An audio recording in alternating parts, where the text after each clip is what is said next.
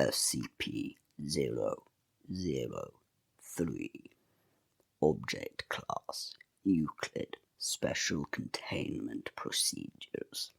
SCP-003 is to be maintained at a constant temperature of no less than 35 degrees Celsius, and ideally kept above 100 degrees Celsius. No living multicellular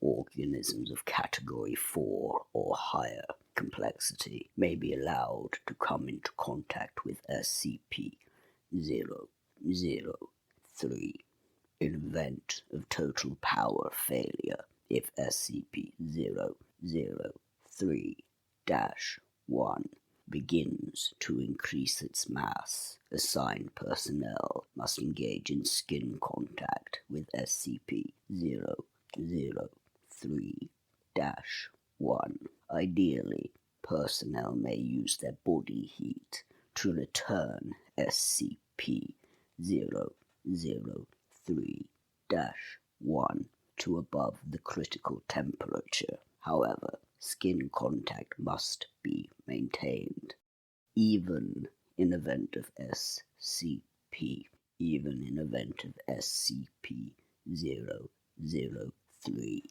reaching activation temperature, lasting at minimum until SCP-003-1 advances fully to its second growth stage. Personnel who enter SCP-003 containment area must first be examined for body parasites of Category 4 or higher complexity and sterilized if such organisms are present. All personnel who have come in physical contact with SCP-003-1 are to immediately report for sterilization afterwards.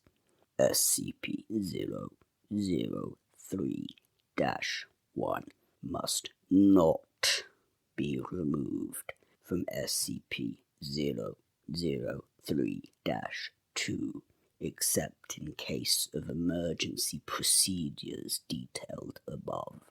Any significant change in SCP-003-2's rune activity, including pattern, frequency, or color, should be reported within 3 hours of occurrence. Cessation of rune activity must be reported immediately. SCP-003-2 must be supplied with power via the source-designated Generator 003-IX at all times.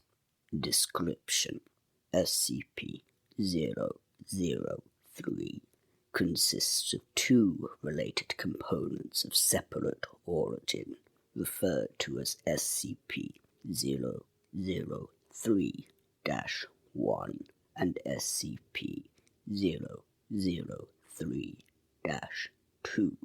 SCP-003-1 appears to be composed of chitin, hair, and nails of unknown biology, arranged in a configuration similar to that of a computer motherboard. Testing reveals SCP-003-1 to predate earliest known circuit boards by a factor of thousands of years. SCP-003-1 is considered sentient but not actively dangerous, except under certain conditions. SCP-003-1 was found on a stone tablet. SCP-003-2, on which it currently resides. The runes on SCP-003-2 are not part of any known language and emit pale, flickering light patterns. SCP-003-2 is controlled by a non-biological internal computer, the contents of which are mostly inaccessible without risk of damaging SCP-003-2. SCP-003-2 is capable of controlled emissions of radiation, including heat, light, and anomalous radiation types. SCP-003-2 contains an internal power source of an anomalous nature, which appears to have been losing power since several centuries before discovery. It is considered probable that SCP-003-2 was created for the purpose of containing SCP-003-1.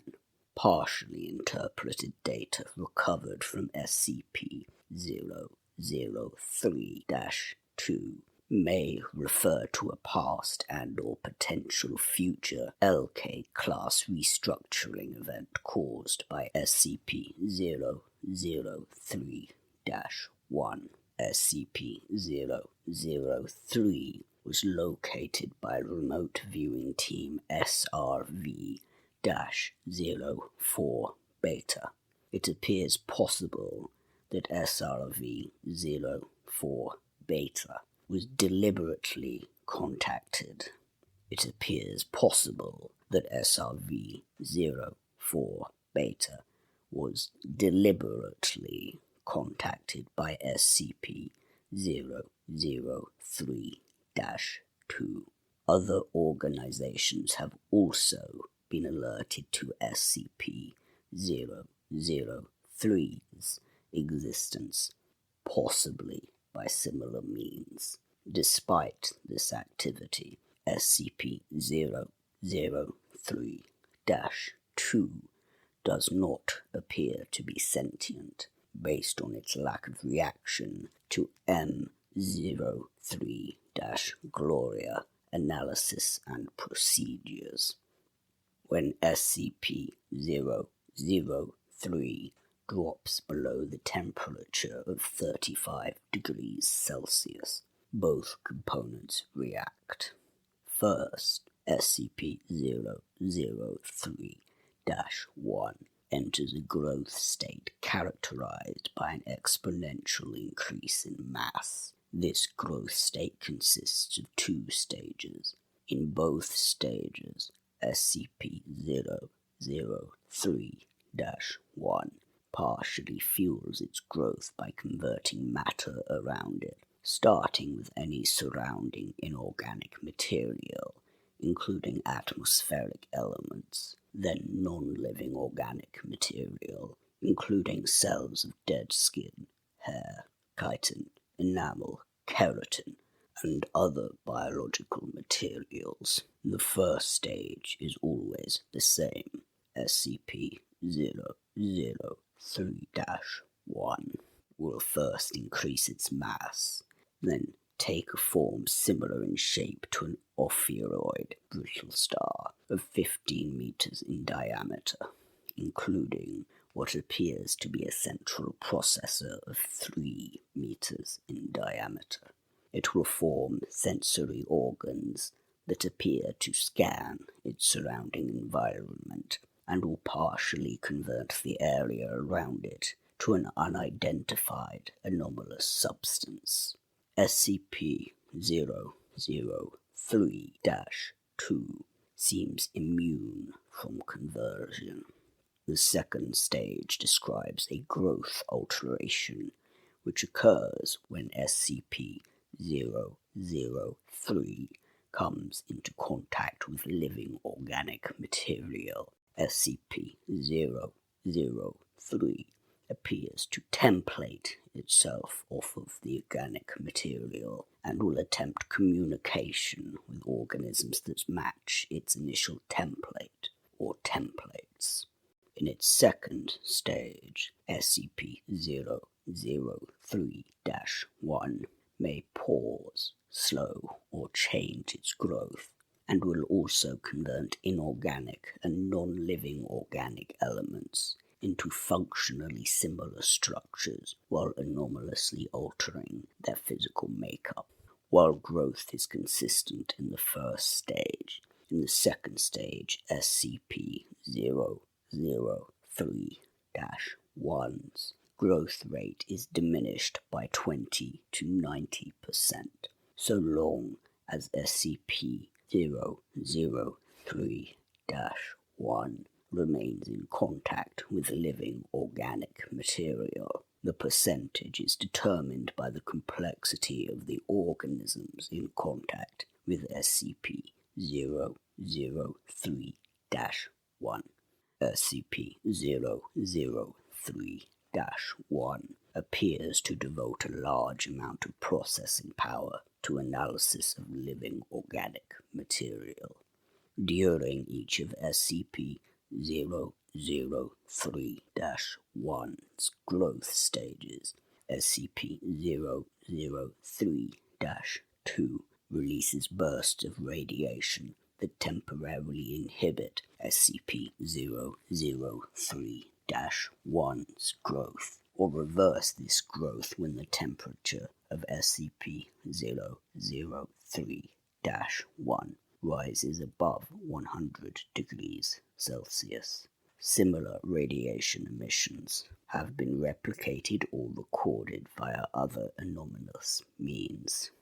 SCP-003-1's biology has been the subject of extensive study. Significant elements have been identified similar to SCP-redacted, SCP-1512, and SCP-2756, the latter two of which have no further confirmed connection with SCP-003-1, and no known connection with each other, and none of which are fully understood. Technically, even less understood than SCP-003, thanks to the extensive cross-disciplinary research on the SCP-003 objects.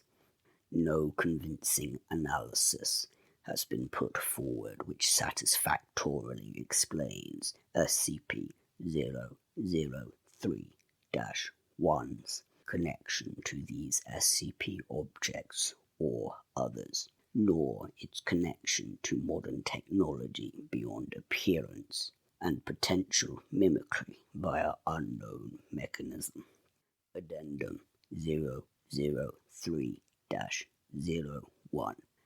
Acting on information gathered from linguistic analysis of SCP-003-2's runes and comparative data analysis, Research Team M03-Gloria has managed to establish a link between SCP-003 and data expunged for analysis of functions. SCP-003-1 must now be considered sentient and is to be kept a minimum of 1 kilometer from data expunged and the resulting byproduct at all times. Addendum 003-02. SCP-003-2's power loss has been exacerbated by the procedures performed by M03-Gloria on the orders of O510. M03-Gloria will continue procedures. Addendum 03-Gloria procedures. SCP-003-1 doubled its mass and began rapid structural growth. Temperature was immediately returned to 100 degrees Celsius. growth and mass increase of SCP-003-1 continued for 9 minutes and 6 seconds, at which time a sustained radiation spike was produced by SCP-003-2. In response, SCP-003-1 returned to its normal state in 3 minutes and 39 seconds. New growth dissolved into a dusty residue which was collected for analysis. Both SCP-003-1 and SCP-003-2 ceased all detectable activity. SCP-003-2 did not resume activity until connected to external power sources. SCP-003-2's runes glowed uniformly grey and did not resume normal activity for 3 hours. SCP-003-2 no longer appears to be able to maintain containment area at a temperature above 35 degrees Celsius without external power supplied by generators 003-III through IX. Addendum 003-04. The procedure detailed in Addendum 003-03 was repeated, and SCP-003-1 again entered a growth state. After 10 minutes and 13 seconds, SCP-003-2 once again produced a sustained radiation spike. SCP-003-1's growth stopped for 36 seconds, then resumed at its previous pace. On quadrupling its mass, SCP-003-1 formed a coherent outer shell and body. After appearing to scan its environment and partially converting its environment, SCP-003-1 then breached containment, entering the observation gallery where 9 members of MO3-Gloria were present. On physical contact with team members, SCP-003-1 encompassed them in rapidly grown appendages and stopped growth for 15 minutes. SCP-003-1 then resumed growth, rearranged the component parts of the center of its form to the shape of a 3-meter-tall female humanoid with peripheral tentacles, shifting to extrude primarily from SCP-003-1's newly formed hair and spine. SCP-003-1 then produced rudimentary vocalizations in an apparent initial attempt to communicate with researchers. Data expunged. An unknown individual approached the compromised containment area in company of a full squad of agents. The individual claimed to be acting on orders of O5-10 and attempted communication with SCP-003-1. Data expunged. Following this incident, Agent Jackson of M03-Gloria successfully restored power to SCP-003-2 and activated backup generators to return the temperature to 100 degrees Celsius. SCP-003-1 returned to its normal state in 21 minutes and 7 seconds and was successfully recontained without incident. All 9 members of M03-Gloria affected by SCP-003-1 were afterwards found to be physically unharmed and with no residual effects besides psychological trauma. The converted materials of SCP-003's former containment area did not dissolve and are now under analysis. Addendum 003-05. In light of the previous incident, 05-10 was removed from the 05 Council by joint decision of 05 redacted, 05 redacted, and 05 redacted. M03-Gloria procedures have been indefinitely suspended. Transcript of Incident Report A21-B, Cycle 8, for dissemination to 05 Command and Staff. Interviewers redacted, redacted, and redacted. Present 05-2, 05-5, 05-7, 05-10, 05-10, and staff. Interviewed Dr. Tilda David Moose, M03-Gloria, lead. Excerpt 35A. She tried to talk to us. We all heard her voice in our heads, in a sort of half language we couldn't fully understand. Some of the others passed out immediately. I lasted a little longer, but it wasn't because of mental fortitude, it's just that she was trying to tell us different things. She showed Jones a replay of all the memories of everything Jones ever felt anything about, all over the course of a few minutes. She ripped 3 of the researchers apart and put them back together unharmed. She doesn't understand human emotion or pain, or very much about how we experience the world. Yes, I would say the containment procedures are necessary. Listen, she wants to remake the world into a paradise filtered through her own alien understanding of paradise, but still, a paradise designed for us, for humanity. She would be happy to make a paradise for any sufficiently complex organism she comes across first. Anything with a complex enough mind to accept her. Say, a dog. Or a housefly. If she breaches again, we have to be there first. What would it be like? I don't know. She showed us images. No, not quite images. I can see them in my head, but they're not pictures.